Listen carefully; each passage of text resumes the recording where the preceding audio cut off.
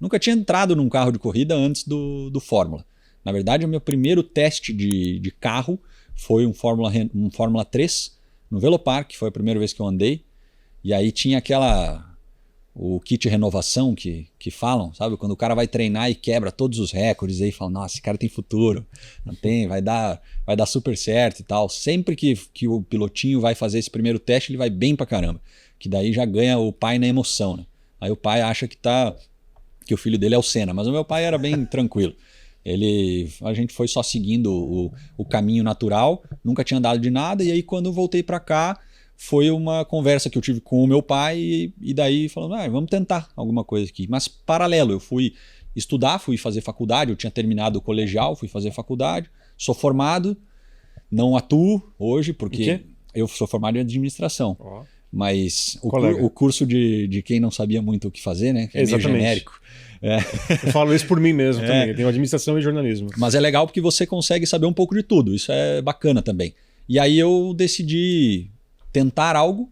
E aí no segundo ano aqui já apareceu o primeiro patrocinador. Aí você vai diminuindo o quanto você está gastando até que a conta zera e depois começa a sobrar. Ganhar um pouquinho. E aqui no Brasil o que vira é o carro de turismo, Stock Car. Olha só, o Carlão, só as pistas que ele passou, depois eu vou falar dos pilotos, né? Hockenheim, Nürburgring, Assen. Nürburgring GP, né? GP. Não pude fazer o Nordschleife porque eu era mais novo que o permitido. Aí tem também aqui, meu Deus, Oschersleben. Como é que é? Repete aí. Oschersleben, Red Bull Ring, Most na República Tcheca. Zandvoort, na Holanda, além de Spa-Francorchamps. Quem foi o grande destaque daquela temporada que você fez da Fórmula Renault foi Stoffel Vandoorne. Não sei se você chegou a trocar umas ideias com ele, mas também... Dei parabéns para ele um dia que nós fomos pro pódio junto. Foi a única coisa que eu falei para ele na vida. Foi isso. O Guga Lima também era o brasileiro que estava com você nessa jornada, além do Bruno Bonifácio, que eu não sei o que ele... Ele fez algumas etapas só desse campeonato. É que esse campeonato que eu corri inteiro era o NEC. Fórmula Renault NEC, mas eu fiz algumas corridas do Alps e do Eurocup, e aí no Alps e no Eurocup ainda tinha o Fraga, o Vitor Franzoni e o Guilherme Silva naquele ano. Então nós éramos em 5 brasileiros lá. E aí também outros destaques que bateram roda com Casagrande, Nick De Vries, deixa eu pegar o... Quer que eu fale de memória?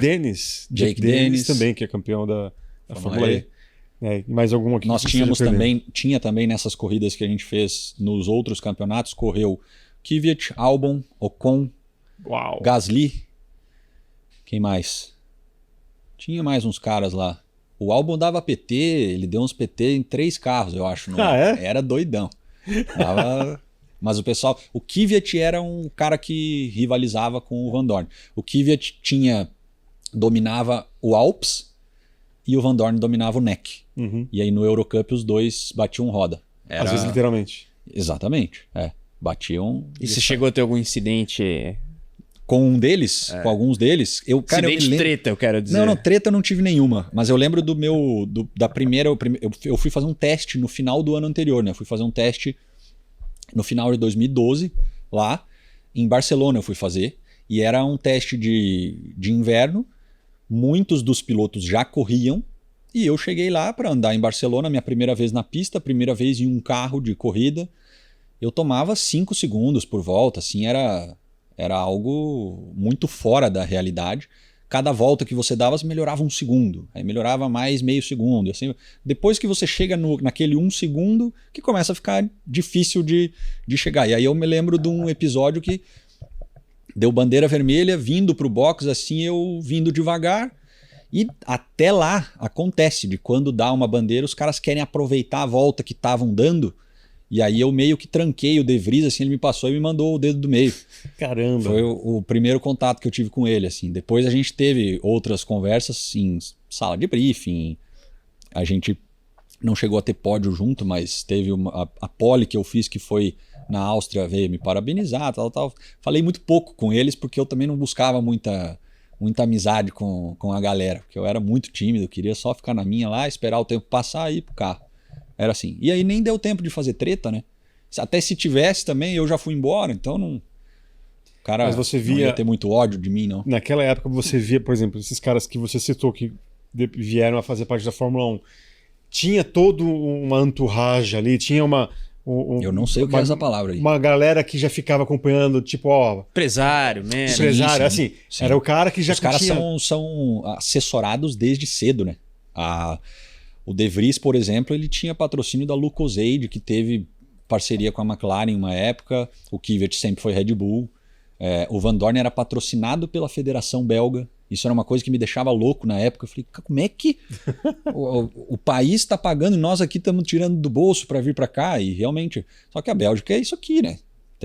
Se tiver 2 pilotos lá é muito. Então... Fazia sentido para eles. E aí eles desde cedo tinham uma assessoria, desde a pilotagem até mídia. Os caras eram tudo macacãozinho bonitinho o tempo inteiro, sempre arrumados. É um profissionalismo desde cedo. E alguns você imaginava que teriam mais sucesso do que tiveram, e outros você não imaginava que teriam o sucesso que tem. Quem em cada caso aí? Eu achava que o Kvyat ia ser o cara que ia dominar tudo. Ele era muito rápido. Ele era muito rápido, tanto muito na Fórmula Renault e na GP3, ele acabou com tudo. O começo dele na Fórmula 1 foi muito bom. Também foi, mas daí se perdeu um pouquinho. Só que um cara que, obviamente, não correu comigo porque era mais velho, mas... naquele ano eu tive a oportunidade de ver na World Series, foi o Antônio Félix da Costa. Para mim, ninguém chegaria perto desse cara, porque ele tinha... E ele tava com o desenho, com o caminho desenhado para ele ir para a Fórmula 1, e dizem que quem tirou a vaga dele foi o próprio Kvyat por conta de acordos comerciais. E aí, só que aí o próprio Antônio já vi ele falando que uma vez ele foi testar e apareceu um cara chamado Max Verstappen que acabou com ele. E aí a gente vê a história que existe até hoje. Aí tem o Gasly, por exemplo. Quando ele foi anunciado pela Red Bull, eu não entendi muito. Falei, poxa, mas não fazia muita coisa, tava bem tranquilo. Mas como esses caras que eram os melhores, a galera já tinha descartado eles, vem os próximos da fila. E vai indo. E às vezes o cara tem um ano meio ruinzinho e pode ser que ele performe bem no outro ano. É que eu parei meio de acompanhar. Depois que eu saí de lá, não fiquei muito olhando tudo o que acontecia. Mas os nomes eu me lembro muito bem, né? Muito bem. Não, interessante isso, né, Carol? Porque essa questão do ano, às vezes, ruinzinho. Por exemplo, o próprio Gabriel Bortoleto, se você pegar a passagem dele para Europa depois do kart, nunca foi... Primeiro ano dele de freca, ele e o Dudu sofreram bastante, né? Já Exatamente. Você não o Drogovic, segundo ano de Fórmula 2 dele, é muito difícil. Né? Então... São circunstâncias e às vezes coisas que fogem do controle tanto do piloto quanto da equipe e que podem definir uma carreira. Isso é o mais... Não é absurdo, mas é o mais curioso, porque o resultado é o que define se você vai por aqui ou por outro caminho. E aí, às vezes, tem um cara que é muito bom e chegou na hora que precisava, falou, é isso aqui que vale, o cara não foi e aí a chance dele acabou. Isso acontece muito.